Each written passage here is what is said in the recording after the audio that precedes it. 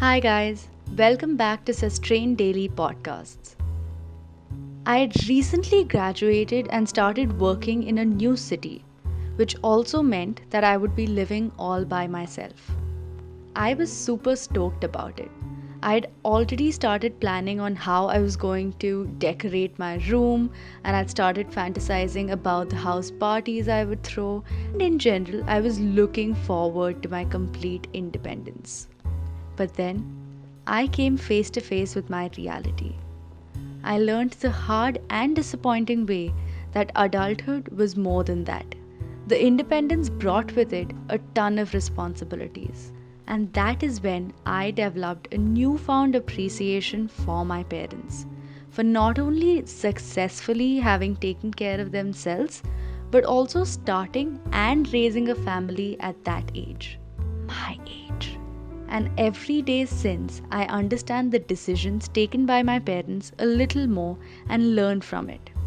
So today, we're going back in time. We're going back to our childhood to learn a thing or two about sustainability from our parents. Point number one, the most roles played by the newspaper. If the newspaper was an actor, it would be Johnny Depp. To be clear, I was talking about versatility. After being read, the newspaper would go to a dedicated pile which would then be used in multiple ways. We would not only use it as a cover for our notebooks, but also as a mat in our cupboards and shelves. As a kid, I was strictly instructed to lay out newspapers on the floor before I tried to do anything creative, whether it was painting, making a pot out of clay, or even making wax candles. The artist in me will always remember newspaper as a true buddy which was constantly there with me. Talking about constants, every time I moved homes, which was a lot, newspaper was there for me. It kept my precious glass articles safe. Talking about glass, the newspaper quadruples as a great wipe for glass surfaces after you apply Colin. Look at the knowledge adulthood has equipped me with. I'm kidding. Newspapers can really solve a lot of our needs. And if nothing, you can always sell them as Ratti. I low-key fear the time when newspapers won't be a thing. My house has already opted out of the newspaper subscription, so we have to get our supplies from our lovely neighbors. But when newspapers cease to exist, we're going to have to buy all of these different things that newspapers do for us. Let's come back to the present and move on to our next point. Point number 2, the tradition of passing things on. Remember the Weasleys from Harry Potter? Every time Ron got a hand-me-down, I could feel what he was going through. As a kid with a lot of older cousins, 70% of my wardrobe was clothes I had inherited from them. T-shirts, skirts, dresses, shorts, hats, and even socks. And I recently understood that it wasn't because my parents loved me less or that we weren't well off, but because it didn't matter. Like, nobody would look at a kid and give a damn about what they were wearing. At least that was the case back in the day. Now, whenever I go to Zara and check out their kids' collection, well, because it fits me and that's beside the point.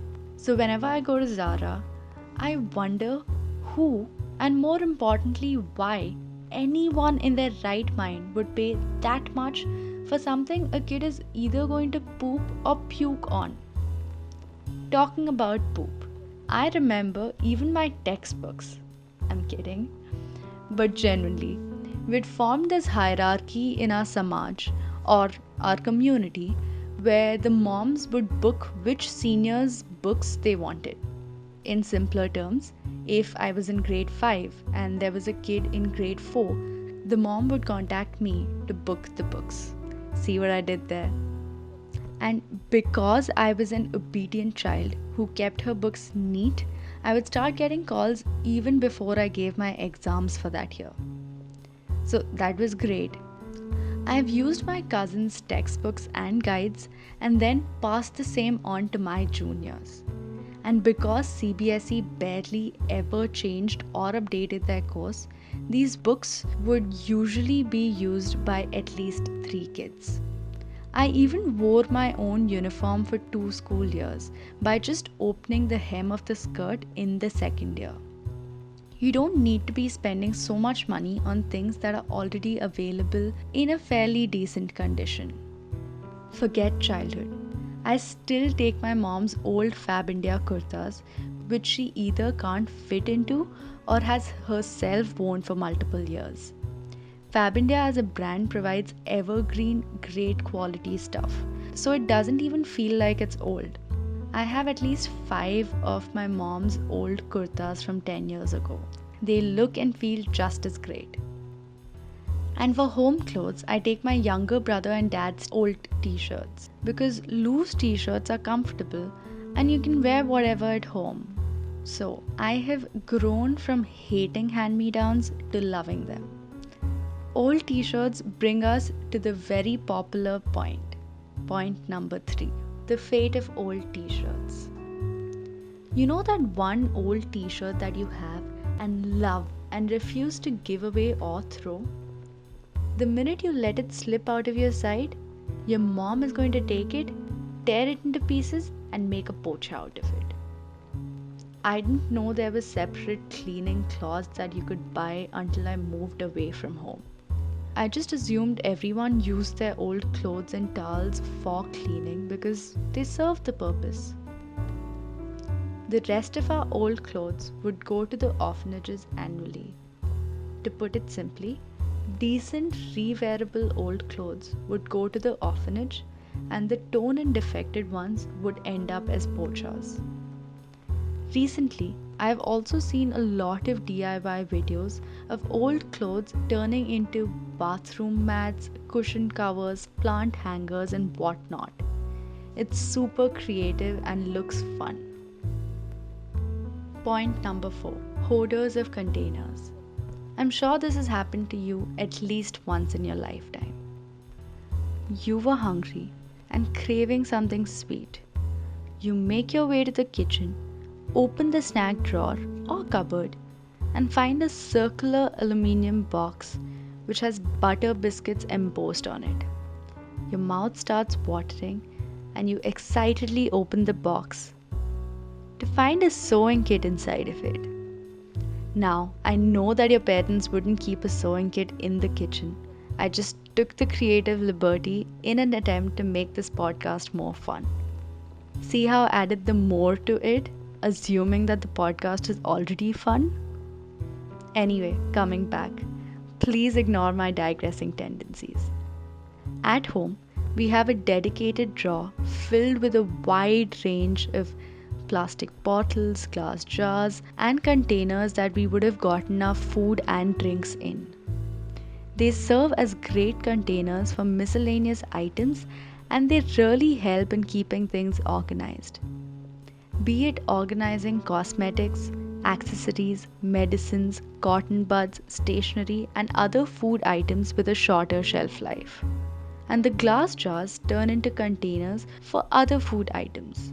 The best way I have seen these plastic bottles being reused is by one of my cousins. She lives in Mumbai and it's hot for most part of the year, as all of you are aware.